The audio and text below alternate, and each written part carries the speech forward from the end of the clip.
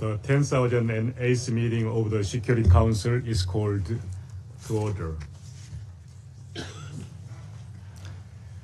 The provisional agenda for this meeting is the situation concerning the Democratic Republic of the Congo.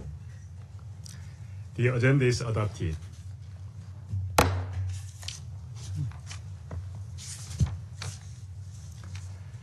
In accordance with Rule 37 of the Council's Provisional Rules of Procedure, I invited representatives of Democratic Republic of the Congo and Rwanda to participate in this meeting. It is so decided.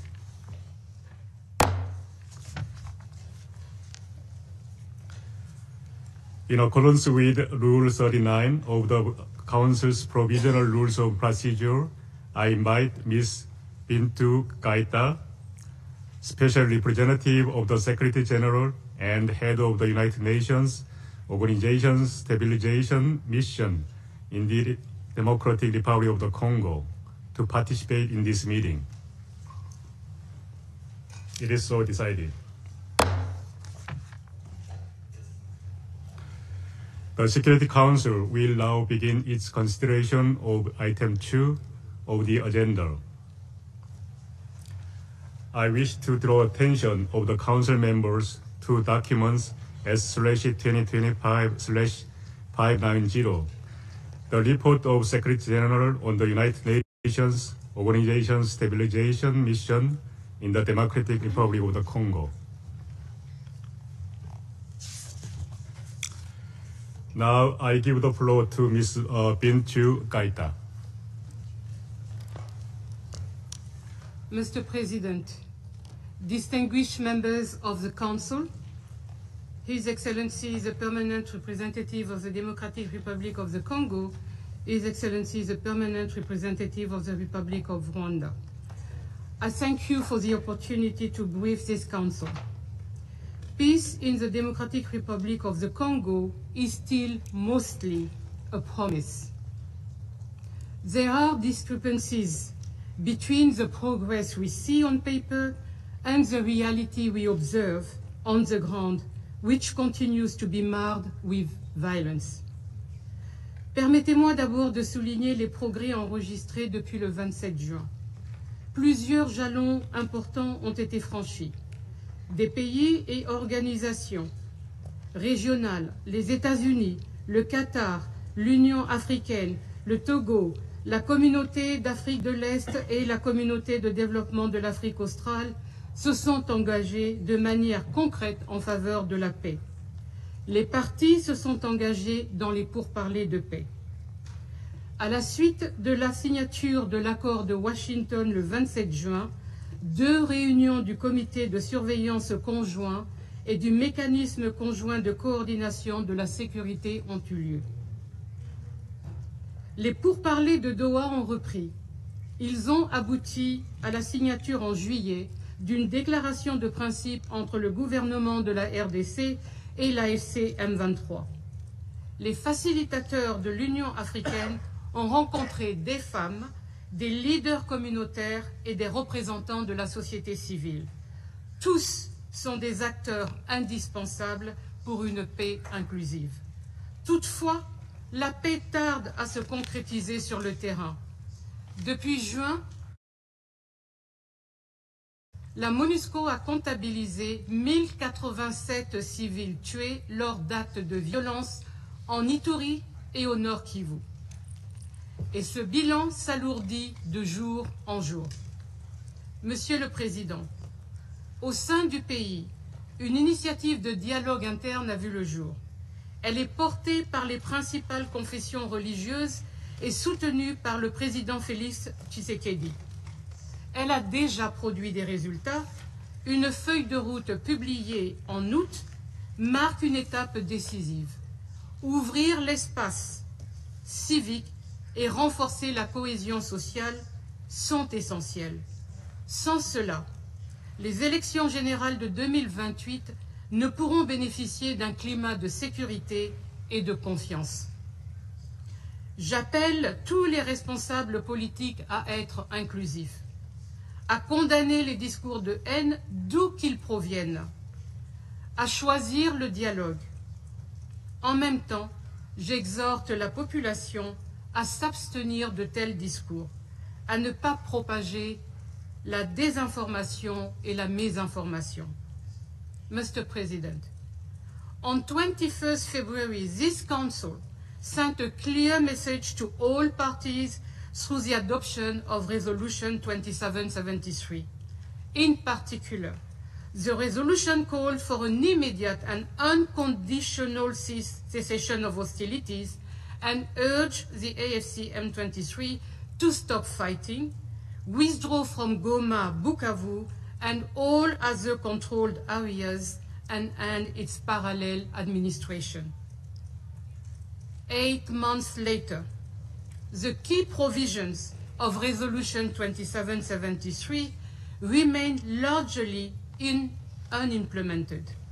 Despite the Council's request, the AFC M23 have continued to pursue a logic of territorial expansion and consolidation. Since taking Goma, the AFC M23 have replaced formal institutions with alternative structures, leaving institutions across North and South Kivu provinces weakened. More than 7,000 new recruits have undergone military training over the past 7 months in AFC M23 camps. From June onwards, MONUSCO has received numerous requests for personal protection in AFC M23 controlled territories. In Rutshuru territory, July was the deadliest month since the group's resurgence end of November 21. This underscores the persisting gap between the decisions of this Council and the realities on the ground. I call upon the Council and all partners to bring about a permanent ceasefire and a durable peace agreement that will establish stability in Eastern DRC. Only then will commitments be translated into meaningful progress for the people. MONUSCO, for its part, remains fully committed to supporting ongoing peace efforts and stands ready to play its role in supporting the implementation of a permanent ceasefire, provided it receives a clear mandate from this Council and the resources to match expectations. Monsieur le Président, cependant, la violence n'est pas l'apanage d'un seul groupe armé. Les forces démocratiques alliées, ADF, ont également continué leurs attaques au Nord-Kivu et en Ituri. Liés à l'État islamique, province d'Afrique centrale, les ADF ont exécuté 300 civils au cours des 3 derniers mois. Les ADF ciblent les rassemblements solennels, les services religieux, les funérailles. Des hommes, des femmes et des enfants sont tués, blessés ou enlevés. En Ituri également, les affrontements entre la Convention pour la Révolution populaire CRP et l'armée congolaise viennent ajouter au lourd bilan. Les attaques de la coopérative pour le développement du Congo, CODECO, persistent et les civils, malheureusement, sont pris au piège. Dans la nuit de dimanche à lundi, la MONUSCO a abrité 3500 personnes dans sa base de Djina après les affrontements entre le CRP et les FRDC. Dans ce contexte, j'exhorte tous les groupes armés participant au dialogue de paix Arou II en Ituri à honorer leurs engagements et à libérer les 400 enfants qu'ils détiennent encore. Au Sud-Kivu, la situation des droits de l'homme reste profondément préoccupante. Bien que cette province ne relève plus du mandat opérationnel de la MONUSCO depuis juillet 2024, la situation qui s'y développe demande l'attention de ce Conseil. Les Wazalendo et les groupes armés alliés continuent d'opérer en toute impunité et de graves violations et abus des droits de l'homme persistent. La MONUSCO continue de recenser les violations et abus graves, y compris les violences sexuelles liées au conflit. Nous savons toutefois que tous les cas ne sont pas signalés. Dans les zones contrôlées par l'AFC M23, les restrictions à la liberté de mouvement réduisent encore davantage notre capacité à mener des enquêtes sur le terrain. Le Bureau conjoint des Nations Unies pour les droits de l'homme doit pouvoir accéder à ces zones afin de surveiller la situation des droits de l'homme conformément au mandat confié par le Conseil. À cet égard, j'encourage le déploiement de la commission d'enquête indépendante sans délai pour laquelle le financement est encore pendant. Mr. President, this challenging environment restricts the mission's ability to implement its mandate. Obstacles undermine our protection efforts, especially in Goma and other areas under AFC M23 control. Fuel and food supplies are delayed. Many troop rotations are still blocked. Exhausted contingents remain in place for several months. Electricity and water cuts cripple bases and life support systems. Goma Airport is still closed.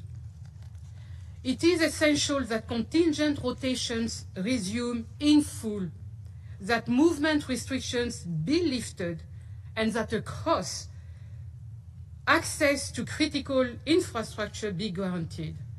Without these conditions, in Goma, MONUSCO cannot fully deliver the protection mandate entrusted by this Council.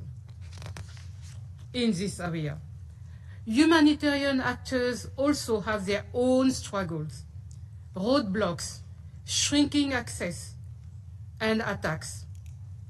Here lies another critical discrepancy. Civilians in urgent need of assistance, while aid delivery is constrained. Despite this complex setting, MONUSCO continues to protect civilians where possible. Our bases shelter communities under imminent threat. On 18 September, at least 600 women, men, girls, and boys took shelter in trenches at the MONUSCO base in Drodro during clashes between Codeco and Zaire. Joint patrols with FRDC in Nord-Kivu along the Beni-Erengeti route deterred armed groups and increased protection for villagers and displaced people. Beyond these immediate responses, MONUSCO's broader presence also provides communities a greater sense of safety. During the last visit to Eastern DRC in September of the Undersecretary General for Peace Operations, Mr. Jean-Pierre Lacroix, we witnessed firsthand how the mission's presence helps contain other attacks and offers communities much-needed respite. Peacekeepers are engaged in clearing explosive hazards, practical steps that make daily life safer for the population. The Joint Human Rights Office handled over 500 protection cases this year. It safeguarded journalists, lawyers, and human rights defenders. It assisted almost 400 victims of conflict-related sexual violence in Goma and Bukavu.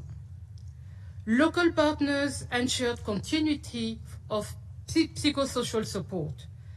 The mission activated hotlines in conflict-affected areas. Victims can now have access to urgent care. Beyond immediate protection, we see other signs of progress. Consultations between the mission and the leadership of the Ugandan People Defense Force, UPDF, have improved coordination and reduced risk of overlap in operations. With MONUSCO support, 12 foreign ex-combatants affiliated with the FDLR and the Nyatura armed group and their 17 dependents were repatriated. In Jugu and Irumu, 300 ex-combatants and 622 community members now have better chances for long-term reintegration through the mission support projects. MONUSCO also supports communities directly. In Bunia, the women-led collective des femmes de l'Ituri brought some Hema and Lendu communities together. Thanks to their mediation, tensions eased and both groups now share grazing lands and markets without incident. This is fragile progress, but progress that matters. This model deserves support and replication. On security sector reform, I welcome the new police programming law signed in July by President Tshisekedi. It is a 2.55 billion plan to professionalize and modernize the Congolese National Police by 2030. The law calls for major investment in infrastructure, recruitment, training, and capacity building. Despite challenges, MONUSCO support also judicial authorities. In Lubero, Nord-Kivu, we established mobile courts. 20 FRDC soldiers were convicted for sexual violence, a step toward greater accountability. But peace will not last if the underlying drivers of conflict are not addressed. Illegal mining, looting of natural resources, and illicit financial flows continue to fuel violence. These activities must be stopped. Monsieur le Président, la situation sécuritaire devient de plus en plus complexe. Alors que le monde marque les 25 ans de la résolution 1325, les femmes congolaises doivent faire partie de la solution. Leur voix et leurs contributions sont essentielles pour bâtir une paix durable dans l'est du pays et dans la région des Grands Lacs. L'engagement de la MONUSCO, bien que significatif, ne peut répondre à lui seul à tous les besoins pressants sur le terrain. Dans un contexte marqué par une nouvelle épidémie d'Ebola dans la province du Kasaï, la crise humanitaire en République démocratique du Congo a atteint un seuil critique. À ce jour, le plan de réponse humanitaire n'a reçu que 15,2% du financement requis, contre 41% à la même période l'an dernier. Le retrait de certains bailleurs majeurs a provoqué un effondrement du financement. Résultat, plus de 27,7 millions de personnes sont en insécurité alimentaire, dont 5,7 millions en Ituri et au Nord-Kivu. Dans certains endroits, l'aide est suspendue. Moins de personnes recevront une assistance. Pour d'autres, les rations seront réduites. La mortalité maternelle augmente.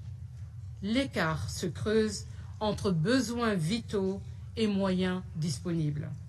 Excellencies, the many gaps I have described today affects negatively the population. Closing the gaps is not optional. It is the only way to protect lives and give peace a chance in the Democratic Republic of the Congo. Resolutions matter only if they are matched by concrete actions on the ground.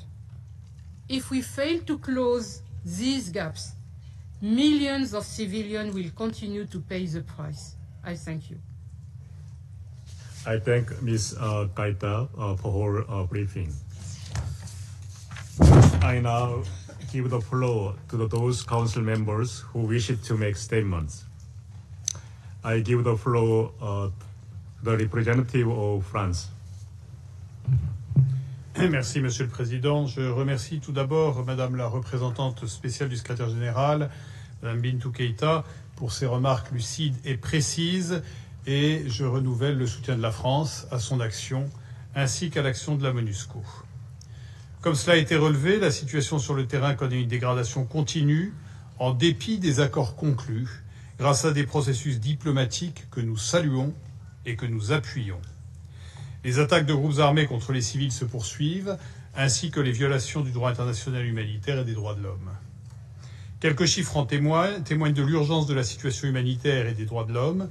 7 millions de déplacés internes, 1 200 000 réfugiés dans les pays voisins, 28 millions de personnes souffrant de malnutrition, dont 5 millions d'enfants, une augmentation, selon les autorités congolaises, de 16% des violences sexuelles au premier semestre de 2025 pour un tiers des filles de moins de 16 ans, et plus généralement, Mme Keïta le rappelait, des violations massives et systématiques des droits de l'homme. Cela ne doit pas être source de résignation, mais bien à l'inverse d'une mobilisation renouvelée de ce Conseil en soutien aux efforts de paix. La France salue une nouvelle fois l'implication des États-Unis, du Qatar, du Togo, de l'Union africaine et des organisations sous-régionales, ainsi que de leurs facilitateurs. J'insisterai aujourd'hui sur 3 points. Premièrement, la conclusion d'un cessez-le-feu inconditionnel, effectif et vérifiable est la priorité. La MONUSCO a vocation à jouer un rôle opérationnel dans la vérification d'un tel cessez-le-feu et dans l'appui à la mise en œuvre des accords de paix. Elle est la seule force internationale déjà présente sur place et disposant des capacités et de l'expertise requises. Ce rôle est esquissé à la fois par la résolution 2773 de ce Conseil, l'accord de paix de Washington et la déclaration de principe de Doha.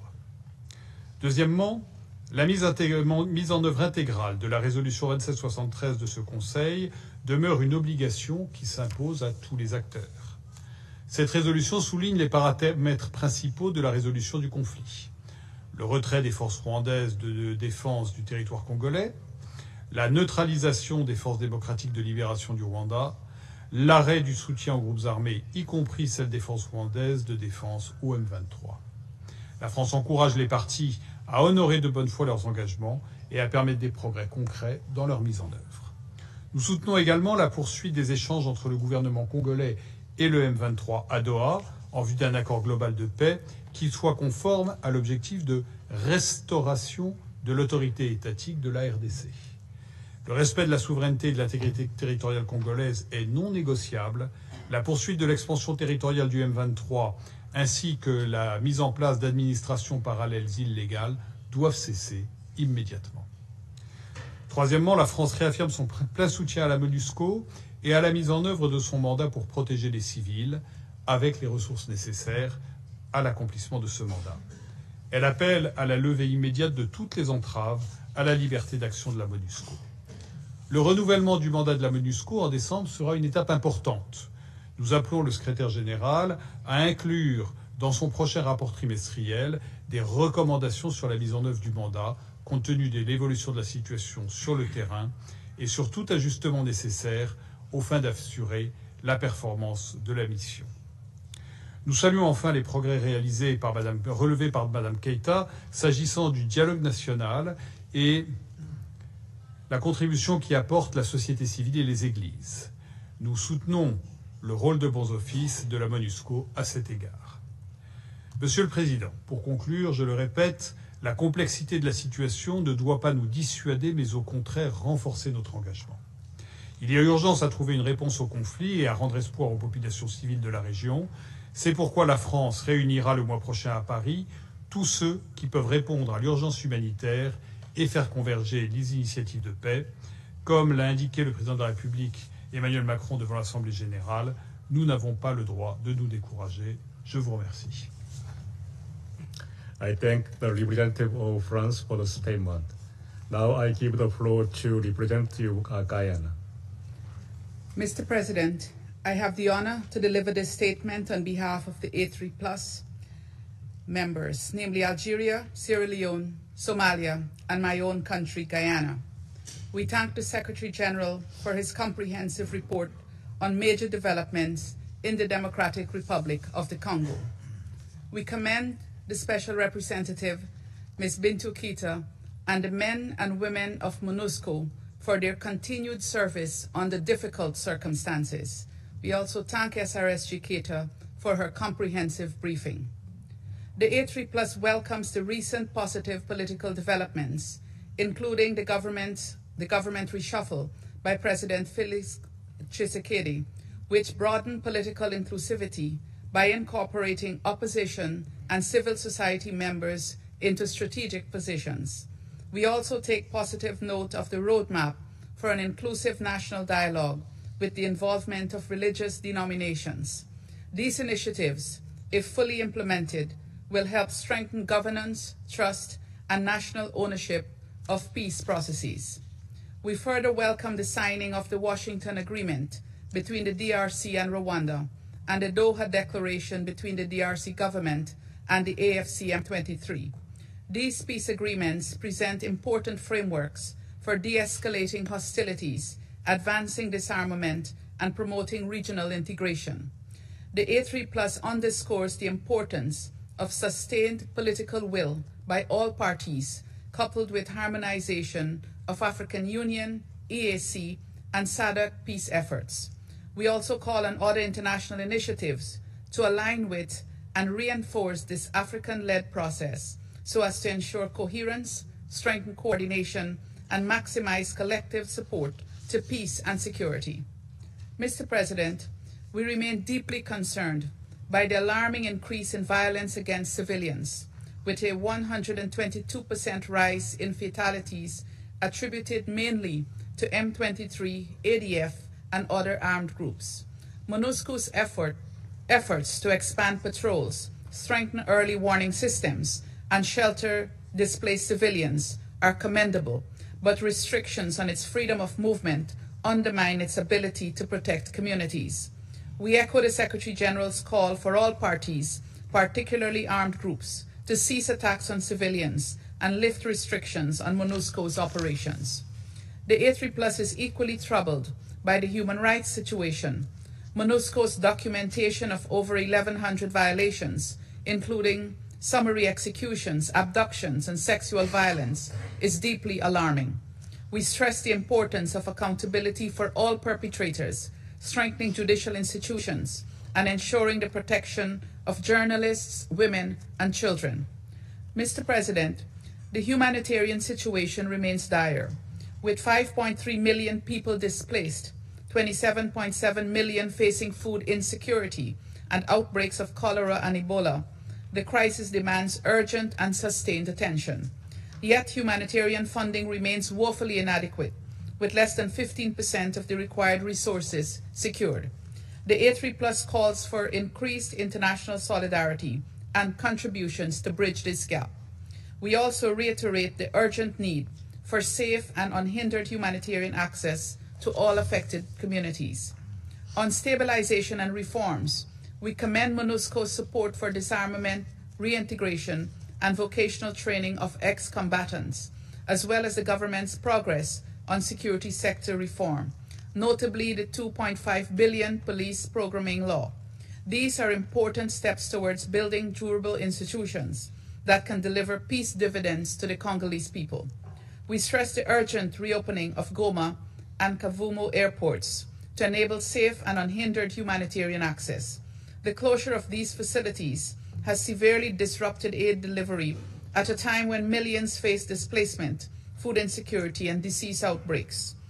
Ensuring rapid and secure humanitarian corridors is vital to reaching affected populations with life-saving assistance. The A3+ recognizes MONUSCO's achievements and efforts despite severe operational challenges, budgetary cuts, restricted movement, and the closure of Goma Airport. The mission continues to play a critical role in protecting civilians, supporting political processes, and enabling stabilization. The A3+ stresses that any drawdown or reconfiguration must be conditions-based, responsible, and aligned with progress on the ground to avoid creating a security vacuum. In this regard, we welcome the meetings that USG Lacroix had with President Tshisekedi, other senior government officials, and representatives of opposition political parties in Kinshasa between the 3rd and 7th of September 2025. We are gravely concerned about the severe financial constraints facing MONUSCO, which risk undermining its capacity to deliver on its core mandate of civilian protection, support to political processes, and stabilization.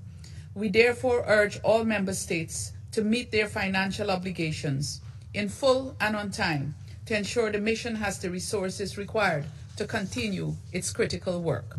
We also welcome the emphasis on the women, peace, and security agenda, particularly the advocacy for the inclusion of women in peace processes. Their full participation is essential to achieving sustainable peace and reconciliation. Mr. President, in light of the Secretary General's recommendations, the A3+ wishes to highlight the following points.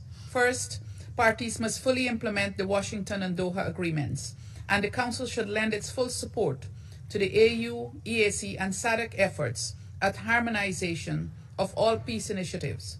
Second, MONUSCO must be granted unrestricted freedom of movement, and its protection of civilians mandate must be adequately resourced.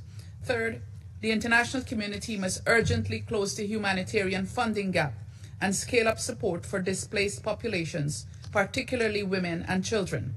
Fourth, accountability for human rights violations must be pursued without exception, with strengthened support for national institutions of justice and rule of law.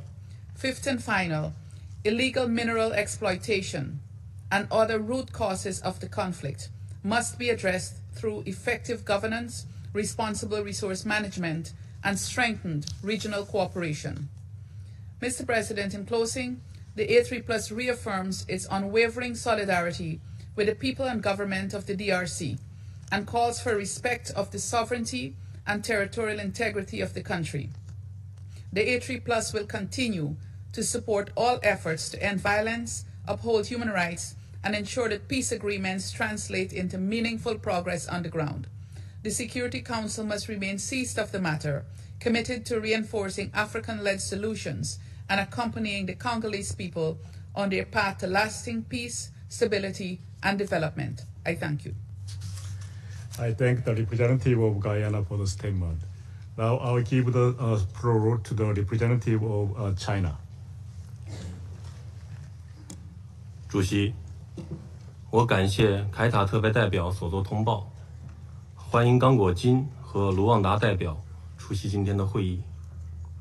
近一段时间，刚果金东部安全局势依然紧张，人道主义局势继续恶化，国际社会应尽一切努力，让刚东数百万民众早日脱离痛苦，看到持久和平的曙光。第一，我们呼吁停止敌对行动。近期刚东冲突烈度有所缓和，但323运动还在加强军事部署，占领新的城镇，冲突方不时交火，导致数百无辜生命逝去。中方重申安理会第2773号决议必须落实，伤害平民、违反国际人道法的行为必须停止，滥杀无辜行为必须追责。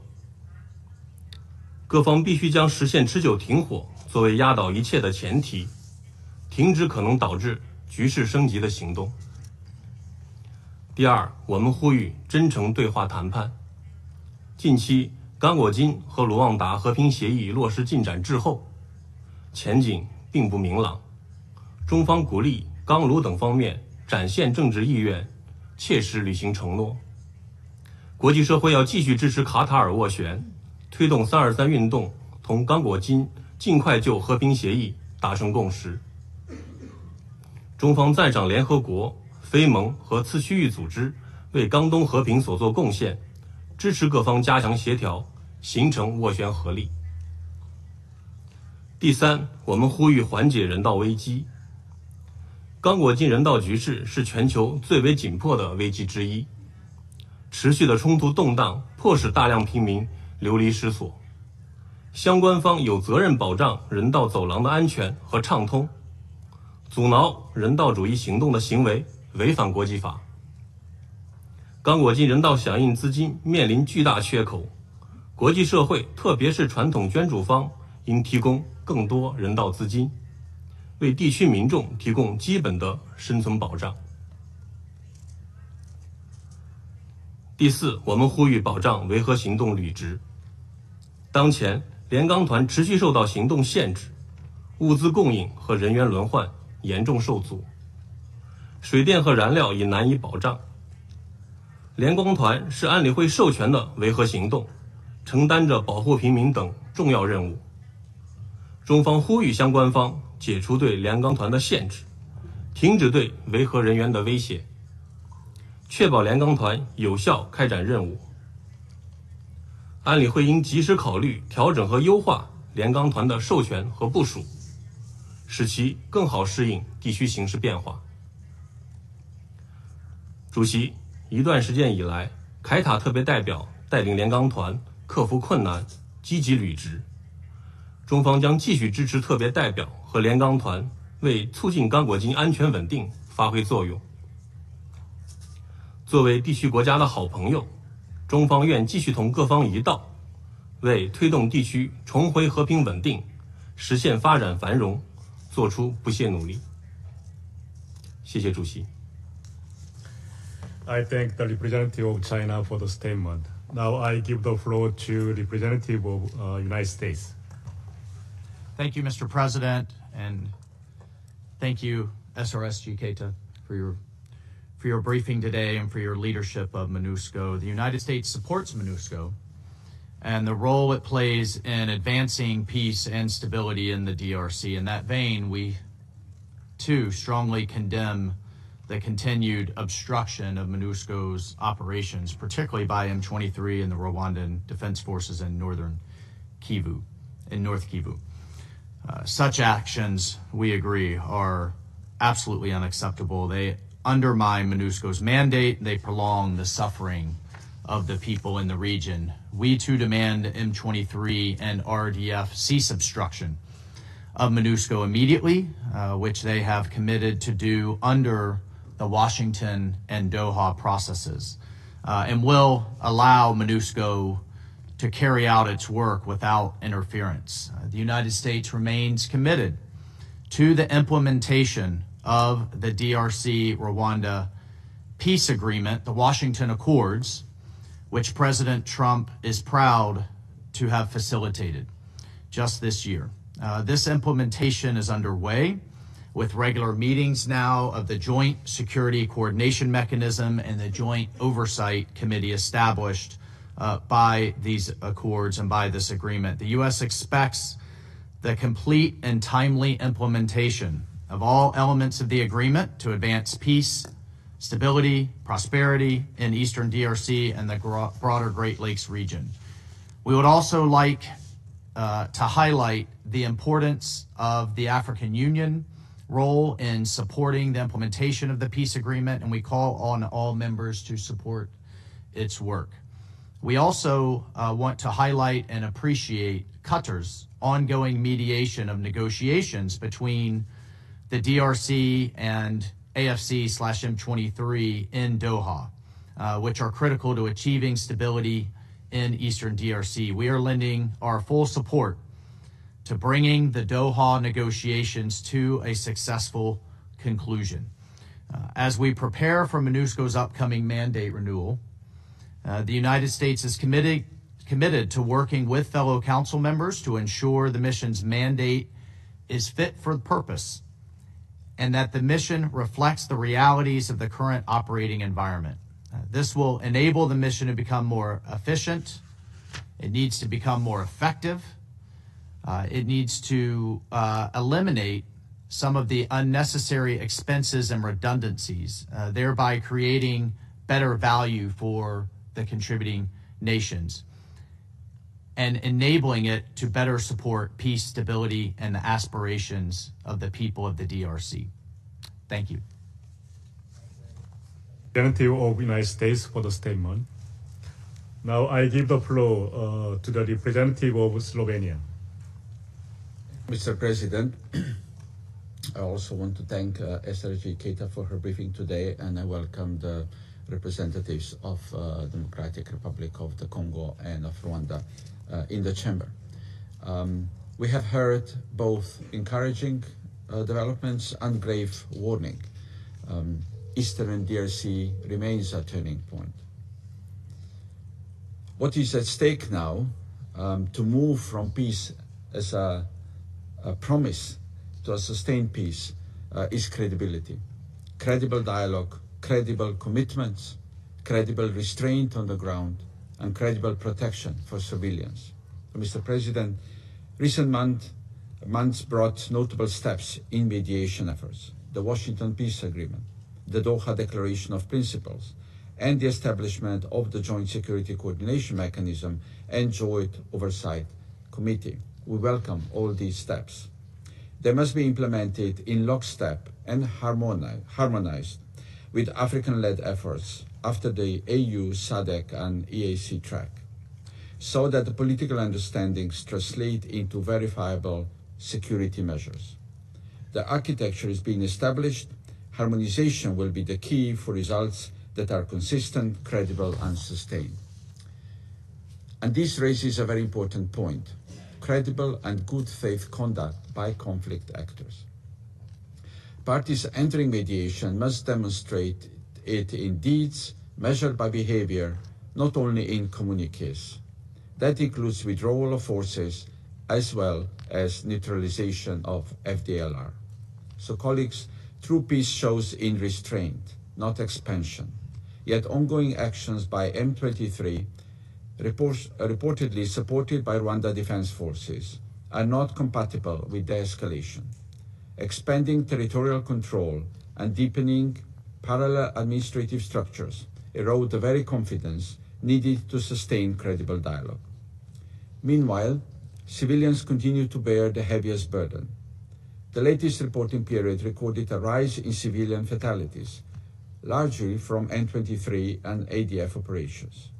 The humanitarian situation is among the most severe globally, yet access is obstructed and humanitarian operations crippled by insecurity, restrictions, and the continued closure of vital infrastructure such as Goma Airport. Our position remains clear. We condemn in the strongest terms the targeting of civilians and the deliberate obstruction of humanitarian activities. Impunity cannot prevail. Accountability must form part of any credible settlement. Mr. President, a sustainable way forward includes credible national dialogue, inclusive by design and anchored in accountability. We join those welcoming steps in that direction. Inclusivity is not a slogan, means full, equal, and meaningful participation of women at every stage. Women peace builders and mediators must co-shape the outcomes. MONUSCO continues to have a vital role in protecting civilians and supporting conditions for progress. Yet the mission is systematically undermined. Freedom of movement denied in areas outside government control. Water and electricity to its basis cut. Fuel and resupply obstructed. The closure of Goma Airport crippling operations. These restrictions are unacceptable. They strip credibility from peace efforts and must be lifted without delay. Mr. President, in conclusion, these Council expectations are clear, particularly through Resolution 2773. Cease hostilities, ensure full and unhindered access from MONUSCO and humanitarian actors, implement commitments in good faith, and place civilians at the center. Anything less prolongs suffering and undermines the credibility of peace. I thank you. I thank the representative of Slovenia for the statement. Now I give the floor to the representative of Denmark. Thank you, Mr. President. And let me also thank SRG Keita, and through her, the brave women and men of MONUSCO, who continue to work under extremely challenging circumstances in support of peace in the DRC. I would also like to welcome the participation of the representatives of Rwanda and DRC in this meeting. Mr. President, allow me to raise 4 key points. First, the situation in Eastern DRC remains critical. As we've heard today, the M23 continues to displace, rape, wound, and kill civilians across the region. Denmark condemns in the strongest terms the repeated summary executions by M23 in Rutshura territory in Nord-Kivu and the military operations in Ituri. We must, however, remain cognizant that the violence against civilians is not only committed by M23, but a myriad of armed groups, including also the Wazalendo and the Allied Democratic Forces. These reported acts of violence are not only cruel and brutal, they are in clear violation of international humanitarian law. They must cease immediately. All parties in Eastern DRC must protect civilians and comply with their obligations under international law, including international humanitarian law and international human rights law. We call for all perpetrators, regardless of their affiliation or nationality, to be held accountable. We reiterate our call to Rwanda to withdraw its troops from eastern DRC and to end all support to the M23. We equally call on the DRC to cease all support to the FDLR and associated militias. Second, Mr. President, this insecurity is taking place against the backdrop of a worsening humanitarian situation where sexual and gender-based violence is rampant, where millions of civilians are facing acute food insecurity, where limited aid and medical supplies in the region are regularly looted and delivery is subjected to severe access restrictions.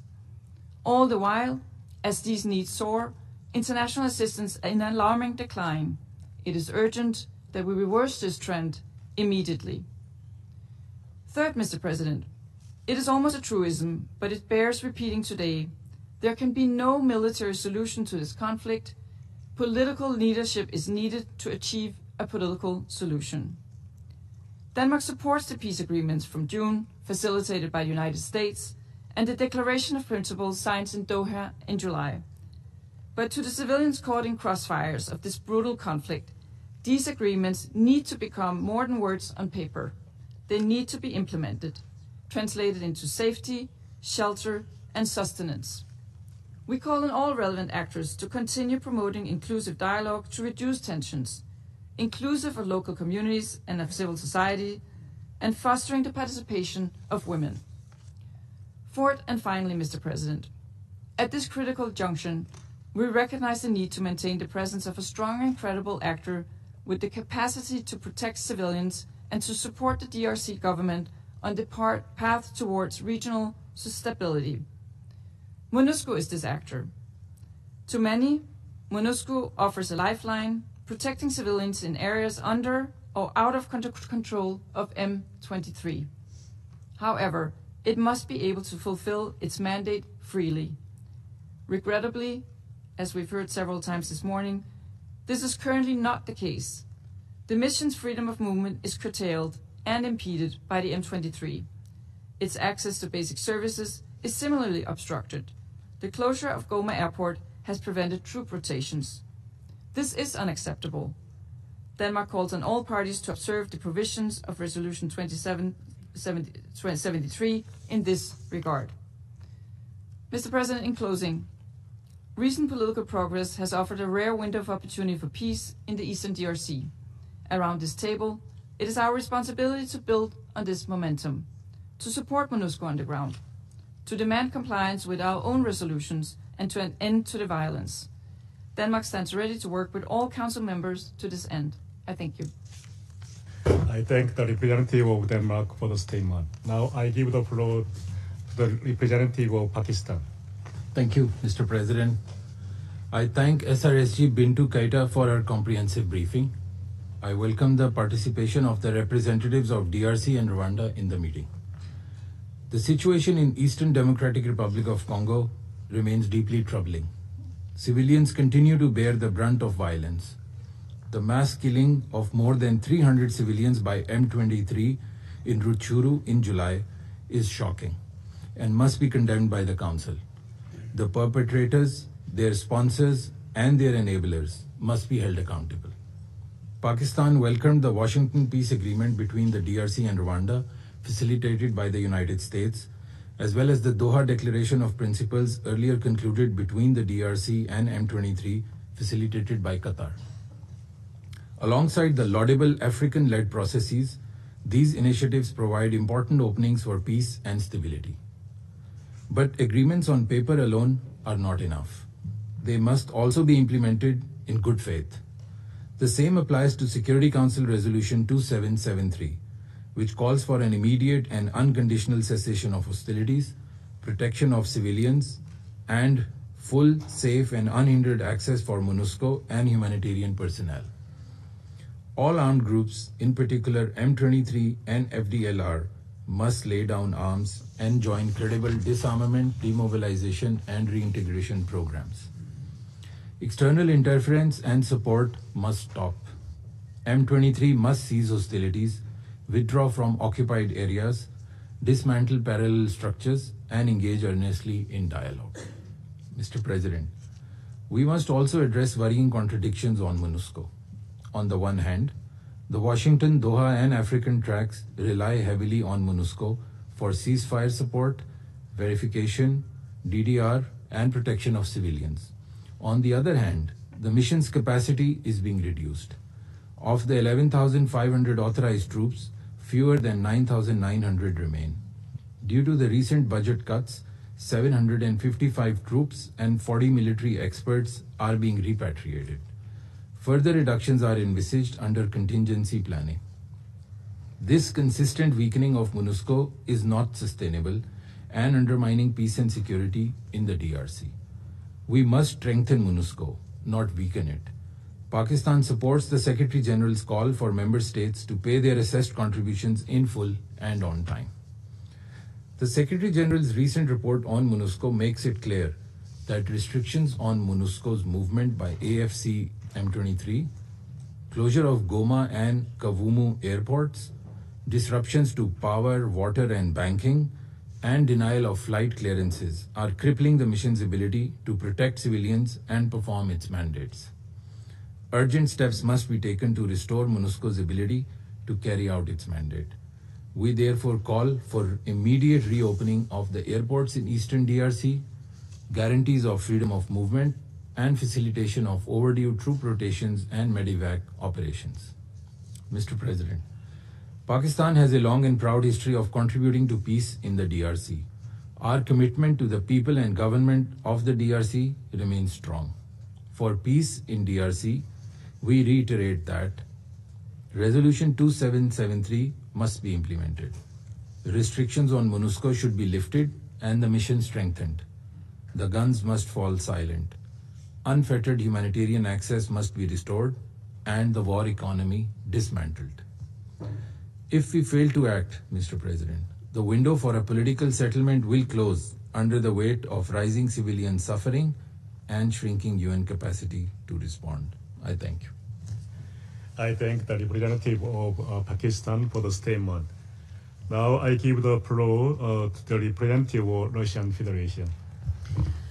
Господин председатель, хотели бы поблагодарить спецпредставителя генсекретаря ООН Бинту Кейту за ее брифинг. Приветствуем участие в заседании представителей Демократической Республики Конго и Руанды. Почти ровно месяц назад мы собирались в этом зале во внеочередном порядке в связи с продолжением деградации обстановки в восточных провинциях ДРК и существенным ростом количества убитых НВФ гражданских лиц. К сожалению, несмотря на международные попытки содействия стабилизации ситуации и ее урегулирования дипломатическим путем, положение на земле к лучшему не меняется. Боевые действия не прекращаются, гуманитарный кризис набирает обороты, конголезские граждане и жители других стран региона Великих озер продолжают страдать от последствий конфликта и бесчинств со стороны многочисленных незаконных вооруженных формирований. С особенным беспокойством следим за развитием событий в Южном Киву, где под угрозой окружения и нападения группировки М-23 оказался расположенный в приграничье с Бурунди город Увира. Дальнейшая эскалация в этом районе может повлечь за собой кровопролитные бои и качественное ухудшение гуманитарного положения, а также сведет к нулю результативность работы международного посредничества. Это недопустимо. Пора прекратить огонь и сосредоточиться на реальных шагах по урегулированию кризиса и обеспечению нормальных условий существования мирных жителей всех стран региона. Базовые рецепты для этого всем известны. Их не надо придумывать заново, дублировать в новых форматах или бесконечно дорабатывать на фоне выстрелов автоматов. Все они зафиксированы в единогласно принятой этим Советом резолюции 2773, заложены в качестве взаимных обязательств в подписанном в Вашингтоне мирном договоре от 27 июня и согласованы при катарском посредничестве в Дохе. Выполнение резолюции 2773 и конструктивное следование политическим договоренностям при учете коренных озабоченностей всех вовлеченных сторон – единственная жизнеспособная альтернатива постоянному кровопролитию. Очевидно, что неотъемлемым условием на этом пути является прекращение государственного взаимодействия с незаконными вооруженными формированиями, как М-23, так и демократическими силами освобождения Руанды.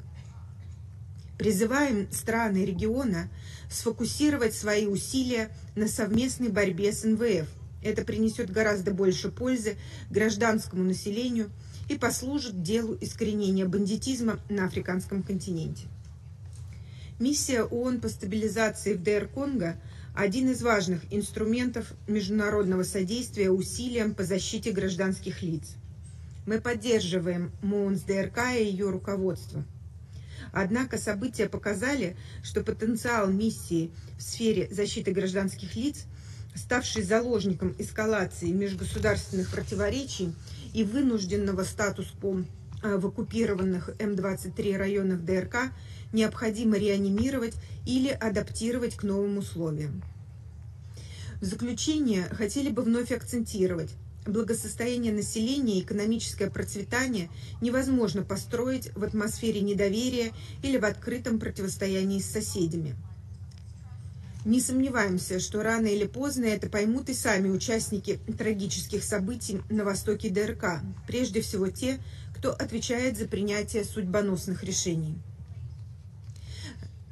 Россия продолжит содействовать процессу всеобъемлющего урегулирования в регионе, оказывать поддержку усилиям по разблокированию кризиса на востоке ДР Конго, а также развивать взаимовыгодные отношения с нашими партнерами в этой части Африки. Я благодарю за внимание. I thank the representative of the Russian Federation for the statement. Now I give the floor to the representative of Panama. Gracias, presidente. Permítame comenzar expresando nuestro agradecimiento a la representante especial del secretario general Bintou Keita por su informe y a todos los funcionarios de la MONUSCO, quienes con un gran compromiso siguen adelante con su labor en un contexto extremadamente desafiante. Saludamos también a los representantes permanentes de la República Democrática del Congo y de Ruanda, quienes nos acompañan en esta ocasión y nos distinguen con su participación. Excelencia, reconocemos los avances diplomáticos recientes, en particular el acuerdo de Washington entre la República Democrática del Congo y Ruanda, la declaración de Doha entre la RDC y el M23 y la decisión de aunar esfuerzos bajo un mecanismo conjunto de la Unión Africana, la Comunidad de África Oriental y la Comunidad de Desarrollo de África Austral. Estos pasos representan una oportunidad real para alcanzar un alto al fuego permanente y avanzar en el retorno de desplazados y en la reintegración socioeconómica. No obstante, preocupa la lentitud en su implementación. Es fundamental cumplir con la resolución 2773 de este año y acompañar estos compromisos con cronogramas verificables, mecanismos de supervisión y consecuencias claras frente a los incumplimientos. Nos alarman profundamente las cifras presentadas: más de 1000 civiles asesinados desde junio, incluyendo la masacre en Wisha, así como millones de personas desplazadas y en situación de inseguridad alimentaria. Condenamos con firmeza las atrocidades cometidas por el M23, la Alianza de Fuerzas Democráticas, ADF, y otros grupos armados, así como las violaciones perpetradas por agentes estatales. Exigimos el cese inmediato de la violencia contra la población civil, el respeto pleno al derecho internacional humanitario y el levantamiento de todas las restricciones que limitan la labor de MONUSCO y de los actores humanitarios. Urge reabrir los aeropuertos de Goma y Kavumu para restablecer corredores seguros y cerrar la brecha de financiación del plan de respuesta humanitaria que apenas alcanza un 15%. La protección del personal y bienes humanitarios debe ser una línea roja inquebrantable. El mandato que este Consejo otorgó a MONUSCO es claro: proteger civiles, apoyar soluciones políticas, promover derechos humanos y garantizar una transición responsable. Sin embargo, la misión enfrenta obstáculos inaceptables, como cortes de suministros, cierres de aeropuertos, restricciones de movimiento y un déficit financiero que compromete vidas. Sabemos que la paz no será sostenible si no se atacan los motores del conflicto. Es indispensable cortar los flujos financieros de los grupos armados mediante el combate al tráfico ilícito de minerales, el fortalecimiento de mecanismos de trazabilidad y la cooperación regional. El Consejo debe estar dispuesto a ajustar medidas selectivas contra quienes financien, planifiquen o ejecuten violaciones graves, siempre protegiendo las comunidades que dependen de la minería artesanal. Reconocemos también la importancia de integrar la agenda de mujeres, paz y seguridad y de reforzar la protección de la niñez. Valoramos la presencia de mujeres en el gabinete reestructurado y en los procesos de incidencia política, pero su participación debe ser sustantiva y no meramente cosmética. Es necesario fortalecer la atención integral a las sobrevivientes de violencia sexual y asegurar recursos para servicios médicos, psicosociales y de justicia. Celebramos asimismo los compromisos de liberar a más de 400 niños reclutados en Ituri y pedimos que se implementen sin dilación. Señor presidente, la paz y la estabilidad en la República Democrática del Congo son esenciales para la seguridad de toda la región. Panamá reitera su firme respaldo a los esfuerzos diplomáticos, al compromiso de las autoridades congoleñas y al trabajo de MONUSCO. Creemos que con voluntad política sostenida, respeto a los derechos humanos y apoyo internacional coherente, es posible transformar la esperanza en una paz duradera. Muchas gracias. I thank the representative of Panama for the statement. Now I give the floor to the representative of United Kingdom. Thank you, President. I thank SRSG Keita for briefing us today, and I welcome the participation of the representatives of the DRC and Rwanda. I'll make 3 points. First, the United Kingdom commends Qatar, the African Union, and the United States for their leadership and facilitation of negotiations between the parties in the DRC. We welcome the second meeting in Washington, D.C. this month of the Joint Security Coordination Mechanism between the DRC and the Republic of Rwanda. We urge all parties to continue to engage in negotiations in good faith to secure a durable political solution. The parties must implement their commitments in full and comply with Council Resolution 2773. This includes the withdrawal of Rwandan Defence Forces from DRC territory. Second, we condemn violence by armed groups in eastern DRC. Recent months have seen a significant increase in attacks against civilians, particularly at the hands of ADF and M23. The sharp increase in sexual violence in 2025, as set out in the SG's reporting, is particularly concerning. We urge all parties to protect civilians and to facilitate humanitarian access to vulnerable populations in accordance with international humanitarian law. The UK is proud to continue supporting humanitarian efforts in eastern DRC through the provision of approximately $80 million of life-saving assistance this financial year. Third, the UK emphasises its full support to MONUSCO and its mandate agreed by this Council. Continued obstructions to MONUSCO's operations, particularly in areas occupied by M23, are unacceptable. we encourage all states to make clear to M23 and all parties that Council decisions must be complied with. And we encourage continued reporting by the SRSG on progress towards resolving restrictions on MONUSCO's work. I thank you. Representative of United Kingdom for the statement. Now I give the floor to the representative of Greece. Thank you, Mr. President. I would like to thank SRSG Keita for her comprehensive briefing and also welcome the participation of the representatives of the Democratic Republic of the Congo and of Rwanda to our meeting.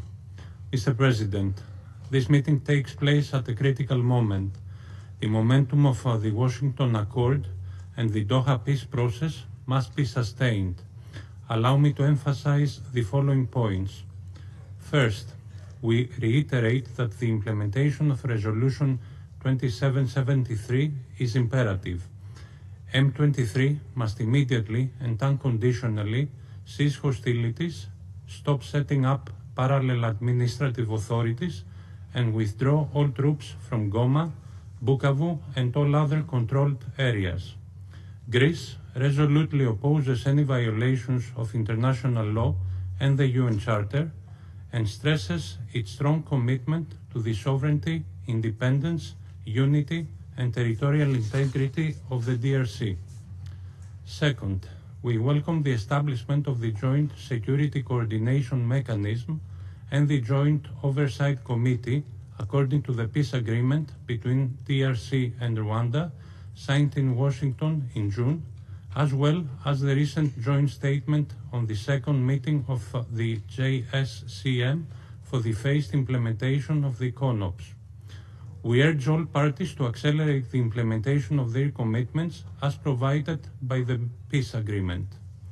We also welcome DRC's and M23's return to Doha in late August and the pursuing of their negotiations on the path to establish a permanent ceasefire with the support of MONUSCO and regional mechanisms. Progress on that will be pivotal for security conditions in DRC and the region. Third, with the Resolution 2773, the Council stresses its full support to MONUSCO. Acting within its mandate, MONUSCO is doing critical work in the DRC, in particular protecting the civilians and addressing urgent needs. MONUSCO's movement should be unobstructed and its work should be unimpeded. All parties must respect international humanitarian law and ensure unrestricted humanitarian access. We emphasize once more our strong commitment to the safety and security of MONUSCO's personnel. Restrictions to freedom of movement that severely impede the verification of human rights violations and abuses must be lifted immediately. Lastly, we are deeply concerned about the grave humanitarian and security consequences of the continuing M23 offensive in North and South Kivu and of the ADF offensive in Ituri that have led to a further and mounting increase of IDPs. We call on all parties to allow and facilitate voluntary, safe, and dignified returns.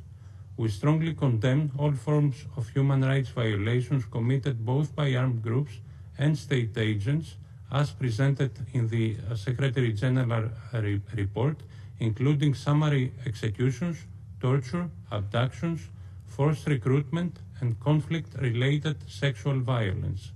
All perpetrators of grave violations, notably against women and children, must be held accountable. We commend MONUSCO for training military, police, and civilian personnel with emphasis on prevention of sexual exploitation and abuse. We also welcome the steps taken by the DRC government to support the justice system and the fight against impunity. In conclusion, Mr. President, we stand ready to consider any further engagement of the Council as necessary, along with national authorities, regional and international partners, towards a sustainable peace, stability, and development in the DRC and in the Great Lakes region. I thank you. I thank the representative of Greece for the statement. Now I shall make a statement in my capacity as the representative of Republic of Korea.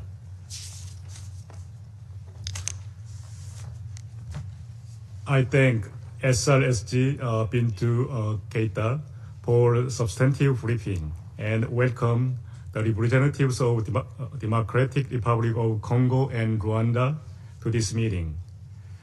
Since the occupation of Goma by M23 in January 2025, MONUSCO has continued to fulfill its important mandate under the most challenging circumstances,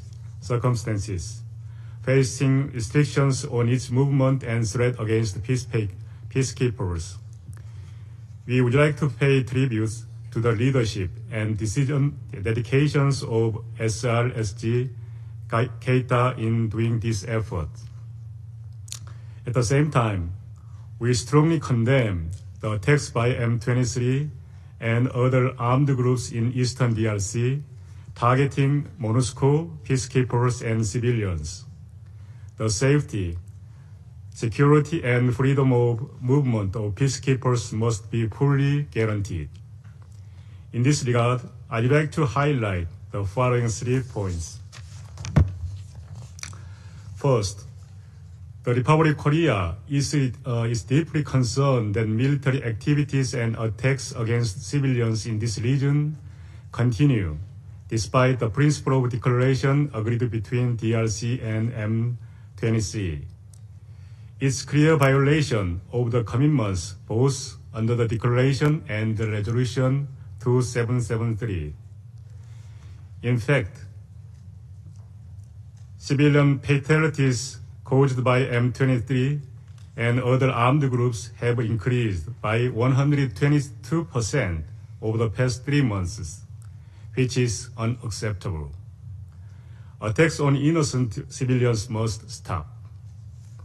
Second, we welcome the signing of prisoner exchange mechanism by DRC and M23 this month and commend the mediation efforts of Qatar with ICRC.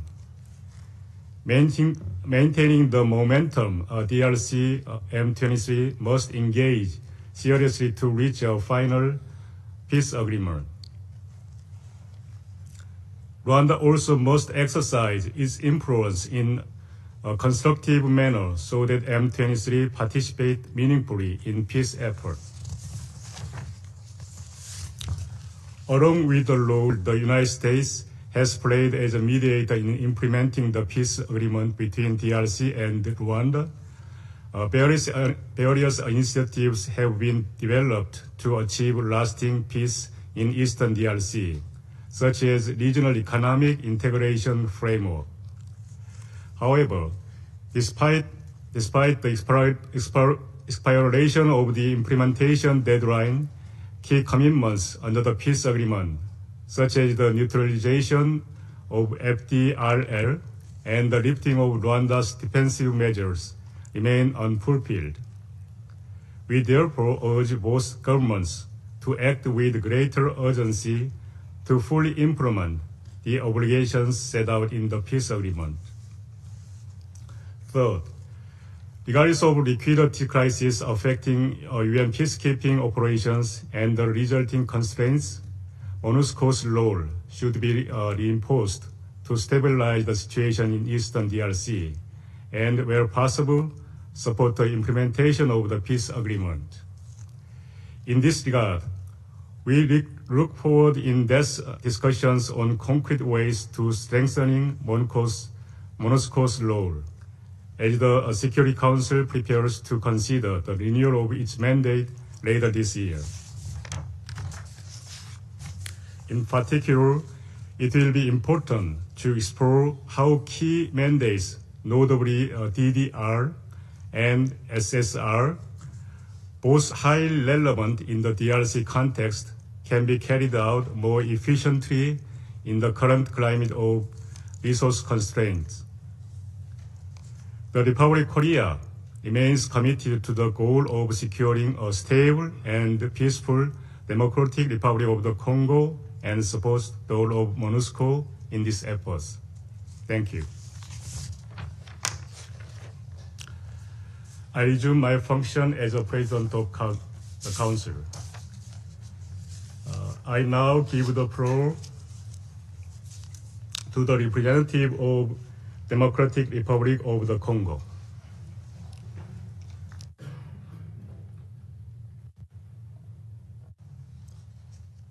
Monsieur le Président, honorables membres du Conseil de Sécurité, Mesdames et Messieurs, en ce dernier jour de votre mandat à la présidence du Conseil de Sécurité, je me fais le plaisir et l'honneur de vous féliciter pour l'excellent travail abattu tout au long de votre mandat et de vous exprimer la satisfaction de ma délégation de vous voir présider la présente séance publique du Conseil de Sécurité consacrée à l'examen de la situation dans mon pays, la République démocratique du Congo. Je saisis également cette opportunité pour rendre hommage à Monsieur le secrétaire général de l'Organisation des Nations Unies, Son Excellence Monsieur Antonio Guterres, pour son engagement soutenu en faveur du rétablissement de la paix dans mon pays. Qu'il me soit permis enfin de remercier Madame Bintou Keïta, représentante spéciale du secrétaire général et chef de la MONUSCO, pour sa présentation riche en informations de ce matin. Ma délégation a pris acte du rapport du secrétaire général sur la mission de l'Organisation des Nations Unies pour la stabilisation en République démocratique du Congo, document S-2025-590 du 19 septembre 2025. Mais elle voudrait d'abord rappeler que le 22 août dernier, lors de la réunion spéciale convoquée à l'initiative des États-Unis d'Amérique et du Panama sur la situation en République démocratique du Congo, elle avait regrettablement attiré l'attention du Conseil sur 3 points importants, à savoir 1. La poursuite sans relâche des atrocités et crimes de masse dans la partie est de la République démocratique du Congo contre les populations civiles, ainsi que le désastre humanitaire amplifié au quotidien par l'agression de la coalition RDF M23. Ce matin encore, des centaines de jeunes de la ville de Bukavu ont été emportés en masse par l'armée rwandaise et sa brigade avancée de AFC M23 vers une destination inconnue. 2. La non-application des dispositions pertinentes et claire de la résolution 2773, adoptée à l'unanimité le 21 février 2025 par votre Conseil, notamment le retrait immédiat et sans condition de l'armée rwandaise, Rwandan Defense Forces, et de leur brigade avancée en RDC, la tristement célèbre AFC M23. Troisièmement, j'avais également évoqué les différentes initiatives de paix sous l'égide des États-Unis d'Amérique et du Qatar, initiatives qui ont abouti à la conclusion le 27 juin 2025 à Washington d'un accord de paix entre la République démocratique du Congo et le Rwanda, ainsi qu'à la signature à Doha de la déclaration de principe, une sorte de feuille de route préliminaire dans le cheminement vers la paix entre la République démocratique du Congo et l'AFC M23. Monsieur le Président, aujourd'hui, mon premier message part de l'observation que, depuis plus de 3 décennies, l'Est de la République démocratique du Congo subit une guerre atroce. Des générations entières ont grandi sous l'ombre de la violence, des déplacements massifs, de l'esclavage sexuel et du pillage de leur terre natale. L'agression dont la République démocratique du Congo est victime a plongé nos provinces de l'Est dans un désastre humanitaire avec près de 7 millions de déplacés internes. Le pic a été atteint en janvier et février 2025, lorsque les villes de Goma et Bukavu ont été envahies par les forces de défense du Rwanda et leur brigade avancée en RDC, l'AFC M23. Il convient de préciser ici que le processus diplomatique engagé avec toutes les parties au conflit n'exclut nullement la quête de la justice et de la réparation. Et comme l'affirmait le président de la République, son Excellence M. Félix Antoine Tshisekedi Tshilombo, du haut de la tribune de la 80e session de l'Assemblée générale le 23 septembre dernier, les Nations unies elles-mêmes à travers le rapport Mapping, ont documenté l'ampleur des atrocités. Ce n'est pas seulement un conflit, c'est un génocide silencieux qui frappe le peuple congolais depuis plus de 30 ans.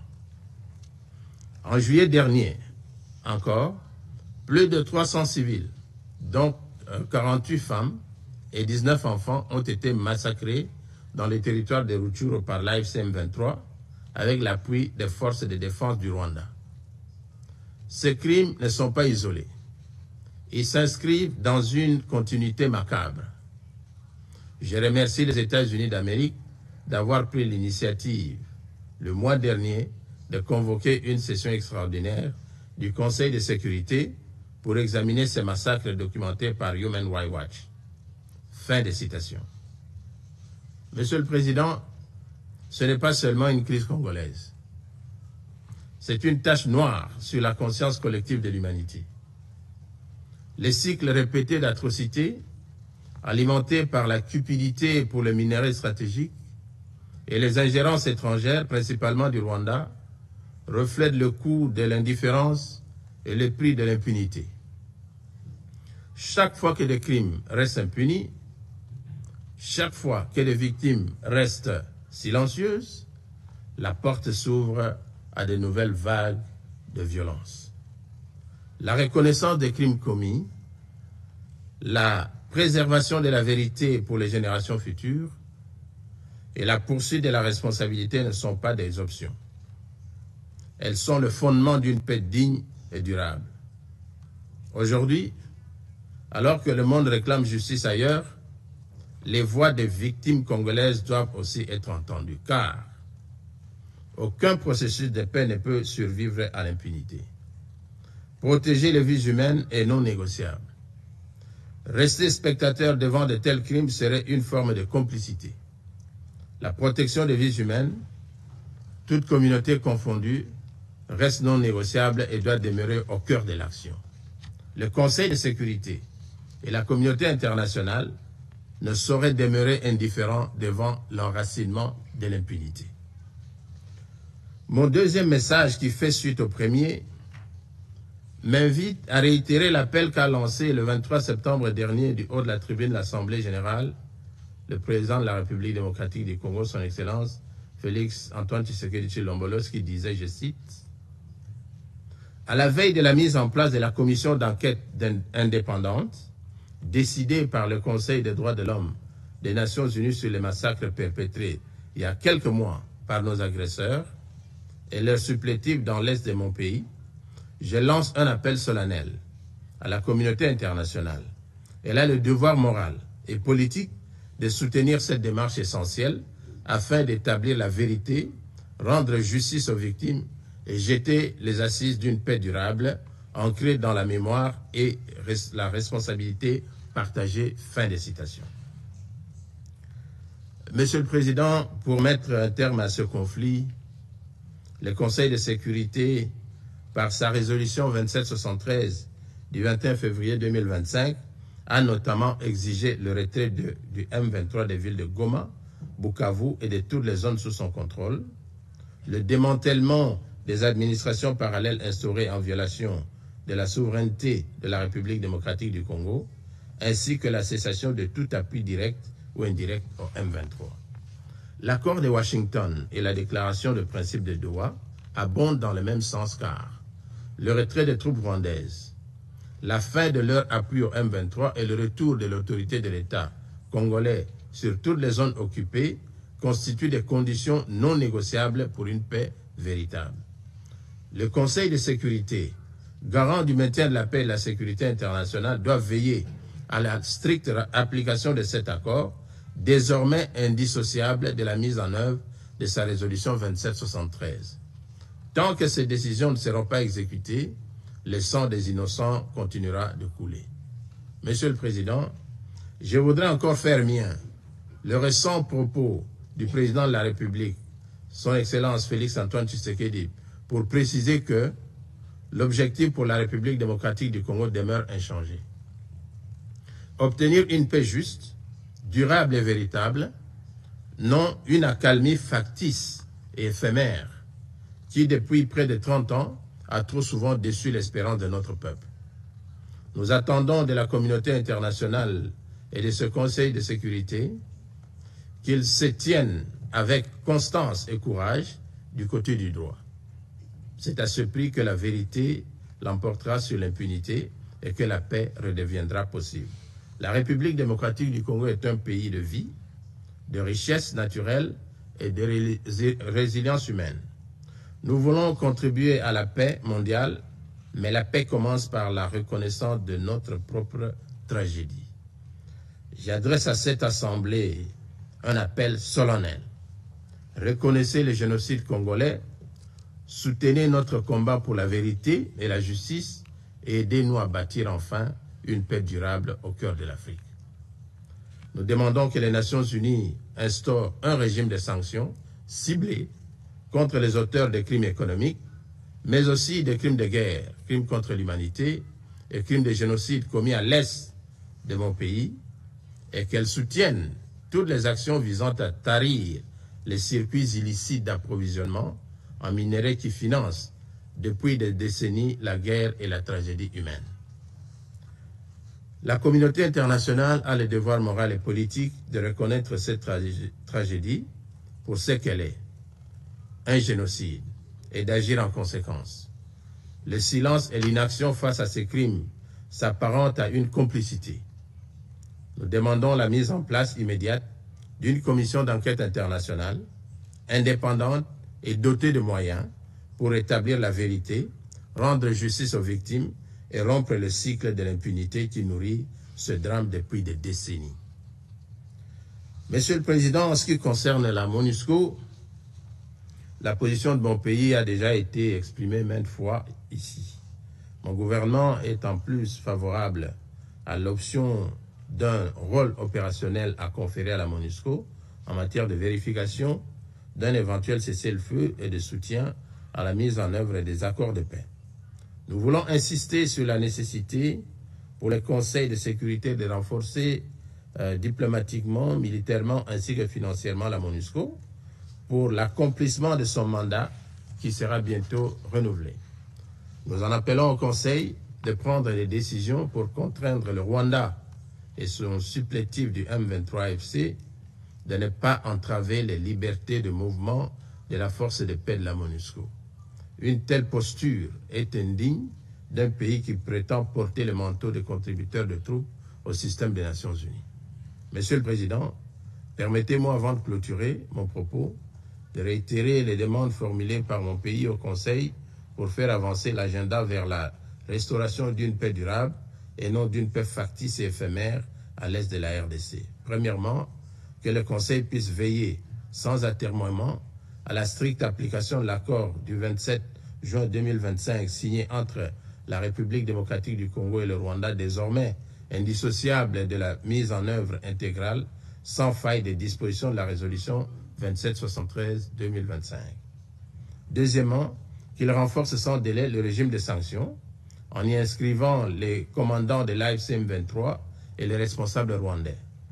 Troisièmement, qu'il soutienne sans délai la mise en œuvre effective de la commission d'enquête internationale prévue par la résolution A-HRC-RES-S-1 adoptée le 7 février 2025 lors de la 37e session extraordinaire du Conseil des droits de l'homme des Nations Unies. Je vous remercie.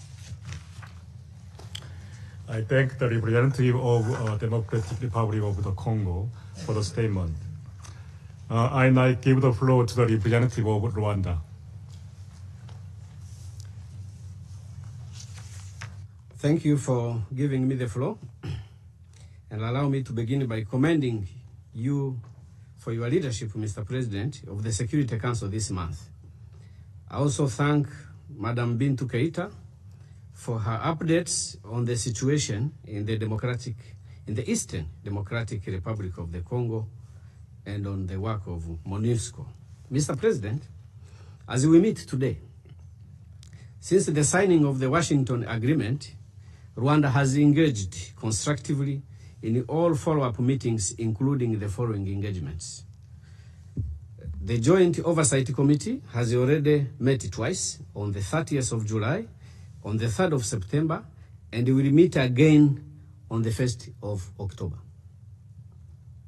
Likewise, the Joint Security Coordination Mechanism has convened twice, on the 7th and the 8th of August in Addis Ababa, and on the 17th and the 18th of September in Washington, D.C. All these meetings are directed towards the operationalization of the Washington Peace Agreement, a process to which Rwanda remains fully committed. It is important to highlight that the Washington Peace Agreement is built on principles of peace and cooperation and establishes a joint security mechanism to build trust, along with measures to guarantee humanitarian access and the dignified return of refugees. Importantly, it also addresses many of the very issues that the Security Council has long grappled with, as reflected in numerous UN Security Council resolutions. In fact, some of refugees are already returning in Rwanda, and the mechanisms are in place to receive them. This process also addresses the resolution 2773.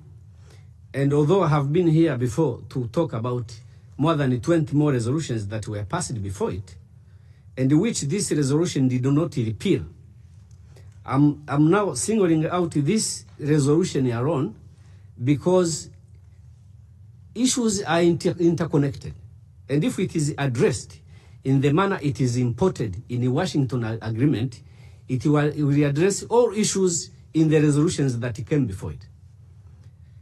Resolution 2773, as imported in the Washington Agreement, contextualizes the situation and creates a mechanism for its logical implementation.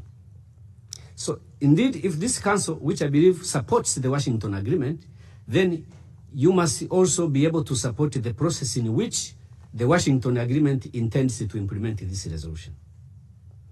Similarly, the Doha process has represented a critical opportunity to address the endemic inter-Congolese challenges that have plagued the DRC for decades. The peace process provides a structured and inclusive framework for dialogue aimed at tackling the root causes of conflict, including issues of governance, exclusion, armed groups, and ethnic tensions. Rwanda sees hope in these efforts, but their success depends on full commitment and a genuine political will from all parties involved.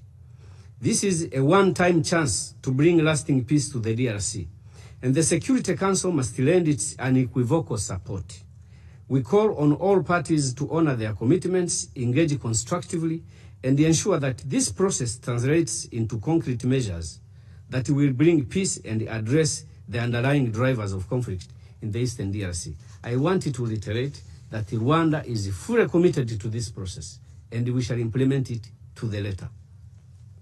Having reviewed the Secretary General's report under consideration today, I wish to share Rwanda's principal concerns, notably the underreporting of critical facts, the imbalanced portrayal of armed groups, the persistent and dangerous presence of the DRC-backed FDLR, and the implications for MONUSCO's future role as the peace agreement moves into implementation. I wanted to reiterate that the Washington Agreement creates a role for MONUSCO, and this requires that MONUSCO positions itself to implement this role in a constructive way. So the advice we are giving here is in that logic. While we value reporting, the latest report on Eastern DRC reflects troubling omissions. Chief among them is the failure to sufficiently address one of the most dangerous drivers of violence, and that is hate speech and identity-based persecution. I know in paragraph 79, the report talks about hate speech, but not sufficiently. Hate speech is something very dangerous. I have seen reports of the Security Council where you quote from the social media postings. Who has not seen hate speech in social media, in classrooms, in churches, where hate is taught to 10-year-olds? Who has not seen those posts? Only last week, some people were being tormented because they had a long nose. Those who know the history of the region know what it means, what a long nose means. It means death to some people. So this is not something that the report must refer to in passing. The report does not address the issue of mercenaries. There is a whole convention of the United Nations against the use of mercenaries. There are more than 2 Security Council resolutions against the use of mercenaries. There is the African Union resolution against the use of mercenaries. When did this council ever address the issue of mercenaries? There are mercenaries now. There were mercenaries before. When they were flushed out of the forests, everyone was there to see. Why is it that the Security Council treats this as a non-issue? And why is it that MONUSCO does not consider this as an issue? Why is Rwanda concerned? Because it is just across our border. Kinyarwanda-speaking Congolese communities, including Banyamulenge in South-Kivu, are being singled out for expulsion and extermination. Again, who has not seen or who did not hear that there was an ultimatum given in Uvira for Tutsis to leave the country, a 10-day ultimatum. I met one senior official of the UN on the 8th day to ask why the UN had been silent all along. A commander of the army issues an ultimatum for the ethnic group to leave the country. Where was the emergency meeting to address that? Why is the UN until now silent about it? Is it normal that an ethnic group is ordered to leave the country of their origin to go to where they are perceived to believe, to belong? Because telling the truth is the only thing we can do here. And we will not tire repeating it and repeating it. Decisions will remain entirely yours. But the truth of the matters, we shall continue to tell. FDLR, that is backed by the DRC government, has an origin in the force that killed 1 million Rwandans. It is the only genocidal group that remained in its military formation in known locations with the same intentions undisturbed for the period of 31 years now. There is not any other single group I know in the history that committed the genocide, remained in that military formation, kept their arms, regrouped, got supported, remained pursuing its intent for 31 years, and today the report says they have strongholds undisturbed. That is FDLR. That is discussed here as a non-issue. Actually, let me say something that you may not have to provide an answer for, but take time to reflect about it.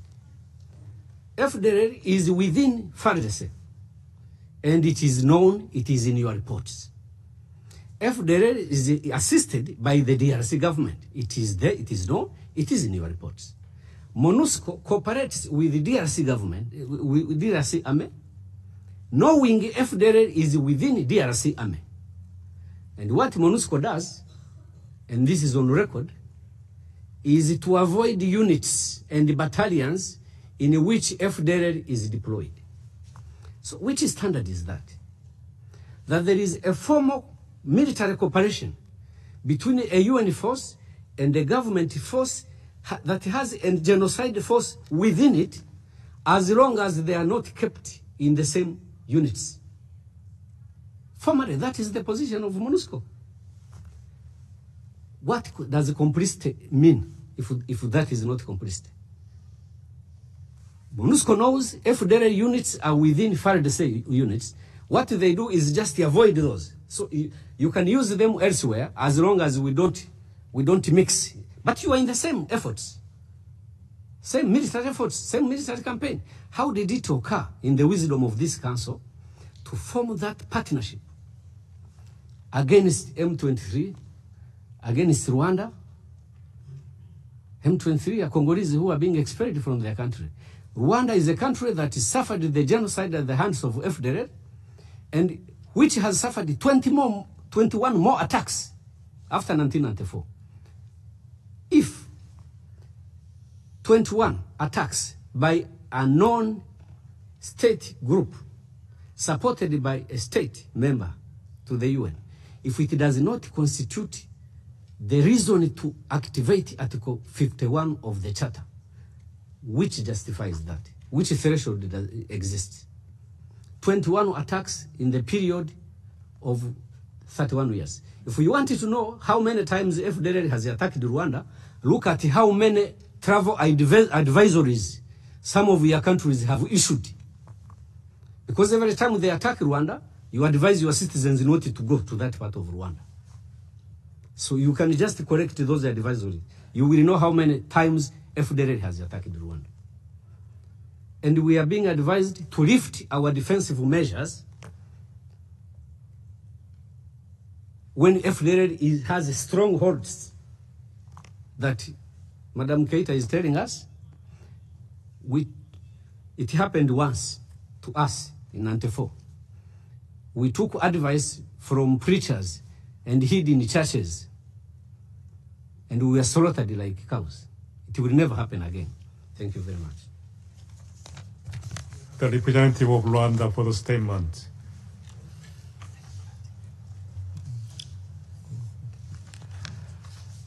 The Republic of Congo, the representative of Democratic Republic of Congo has requested for the floor to make a further statement. Monsieur le Président, je vous remercie de me donner à nouveau la parole. J'aurais pu me taire tout simplement parce que ce que nous avons dit était suffisamment clair. Mais devant les élucubrations de mon collègue du Rwanda, je crois que je suis obligé quand même d'y revenir un tout petit peu. Si cette organisation des Nations Unies respectait la charte telle qu'elle a été rédigée en 1945, le Rwanda, qui a envahi le territoire d'un autre pays, ne serait peut-être même pas admis à s'asseoir à côté de nous ici aujourd'hui. Parce que l'objectif des fondateurs de cette organisation, c'était de faire en sorte que la guerre ne revienne plus. Ce pays a envahi le territoire de la République démocratique du Congo. Ils ont leurs troupes sur le territoire de la République démocratique du Congo. Ils tuent au quotidien, ce matin encore à Bukavu. Des centaines de jeunes ont été entraînés vers une direction inconnue. Toujours dans la logique de l'épuration, des massacres des populations civiles congolaises.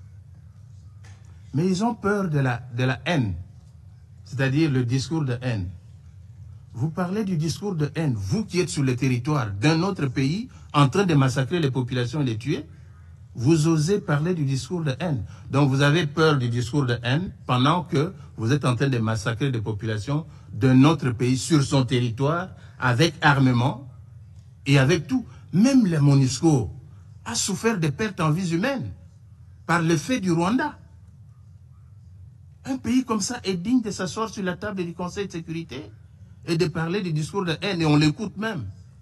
Que vaut un discours de haine par rapport à des milliers de massacres commis sur le territoire de la République démocratique du Congo? Que vaut un discours de haine par rapport à un génocide conduit par un pays membre de cette organisation? Monsieur le Président, il a parlé aussi des FDLR. Mais qui sont les FDLR? Ce sont des Rwandais. Organisez un dialogue inter-rwandais. Discutez entre vous. Vous n'avez même pas de démocratie chez vous. La démocratie n'existe pas au Rwanda. Tous les opposants rwandais sont en dehors du Rwanda. Quand ils sont à l'intérieur, ils sont tués et assassinés. Au Congo, nos opposants sont au Congo. Nous discutons. Nous avons la démocratie, même si on ne peut pas la comparer à la démocratie occidentale. Elle existe. Où est la démocratie au Rwanda? Où est la démocratie au Rwanda? Citez-moi un seul opposant rwandais qui existe au Rwanda. Ça n'existe pas. Alors venir débiter des choses du genre, voilà, discours de haine et tout consort, mais ça n'a pas de place ici. Monsieur le Président, les FDLR, parce qu'on en parle toujours, on a fait pratiquement son cheval de bataille ici. Ce sont des Rwandais, je l'ai dit. Si les Rwandais veulent la paix avec les FDLR, mais pour convoquer un dialogue entre vous, discuter. Qui plus est, ces FDLR sont où? C'est à l'est de la République démocratique du Congo. Et qui occupe l'est de la République démocratique du Congo maintenant? C'est le Rwanda et le M23. Mais nous avons dit, nous contribuons au démantèlement des FDLR. C'est ça le sens de l'accord de Washington. Tout simplement parce que nous voulons la paix. Mais qu'on ne vienne pas nous débiter ici des choses du genre comme si, à la base de toute cette insécurité, c'est les FDLR. C'est faux, archi faux. C'est l'exploitation des minerais du Congo. On ne va pas s'en départir, nous l'avons dit plusieurs fois. Nous considérons que les graves violations des droits de l'homme qui se commettent à l'est de la République démocratique du Congo sont le fait du Rwanda. C'est un pays agresseur. On devait les traiter en tant que tels selon la Charte des Nations Unies. Nous sommes étonnés de constater que nous essayons toujours avec un agresseur qui vient avec des arguments, qui fait écouter même des arguments qui n'ont pas de valeur devant vous. Combien de fois parlera-t-on des FDLR? Combien de fois parlera-t-on de discours de haine? Et qui le dit? Un pays qui a envahi le territoire d'un autre. Est-il digne de le dire? Je m'arrête là. Merci, Monsieur le Président. I thank the representative of Democratic Republic of the Congo for the statement. Now I give the representative of Rwanda has asked for the floor to make a further statement. I'd like to remind this is your final statement. Thank you very much, Mr. President, and I will make good use of your time. Indeed, the FDLR are Rwandans, and in Rwanda is where they should be. And this is what we're asking for DRC to do. In 1994, after they had committed the genocide, almost the equal number of perpetrators and others left Rwanda to Tanzania. But because Tanzania handled the situation in the right way, we do not have a problem now with Tanzania. You have that history. You were involved through UNHCR you saw the process, how they were disarmed, settled in camps, and later on repatriated back to Rwanda. The problem we have with the DRC is they chose the opposite direction, to arm them, reorganize them, continue to support them until now. And we have a report 31 years later that says they even have strongholds in the DRC. So that is the problem. It's not about whether they are Rwandese or they are not. These are people, Rwandans, yes, who killed our people, who want to continue killing. The intent, they still have that genocidal intent. And who should not be there, who should be neutralized. Now, the question of minerals, no, we have no problem with the DRC minerals. Rwanda has we have our own minerals. Maybe the challenge DRC has is that as much as we may not have as much, there is a visible impact on how we use what the little we have. So if democracy that my brother is telling me about produces what we see in the DRC, then that's not the type of democracy Rwanda wants. The statement. There are no more names inscribed on my list of speakers. I now invite council members to informal consultations to continue our discussions on this subject. The meeting is adjourned.